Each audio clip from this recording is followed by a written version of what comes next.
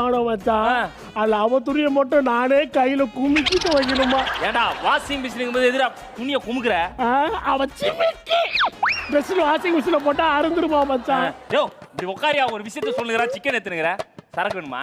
போ மச்சான். இந்த மாதிரி என் வீட்டுல வந்து அந்த மாதிரி தூக்கி போடக்கூடாது. ஐயோ மாரியம்மா, என்னால முடியல மாரியம்மா.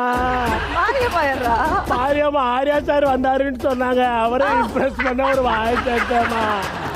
ஐயோ மண்டை சொல்றத உடம்பு கேட்க மாட்டேங்குது மாரியம்மா. டைரக்டர் சொன்னது ஒழுங்கா கேட்டிருந்தா இந்த மாதிரி வந்து கஷ்டப்பட வேண்டிய அவசியம் இருக்கா? டேய் மச்சான், சிம்பிளா சொன்னமா மச்சான், லவ் மேரேஜ்ன்றது பால் குக்கர் மாதிரி ஒரு வாட்டி பொங்குச்சுனா இறக்கி வச்சிடலாம். ஆனா அரேஞ்ச் மேரேஜ்ன்றது பிரஷர் குக்கர் மாதிரி 3 விசில் வச்சா தான் இறக்கி வைக்க முடியும். அதே மீறி கை வச்சா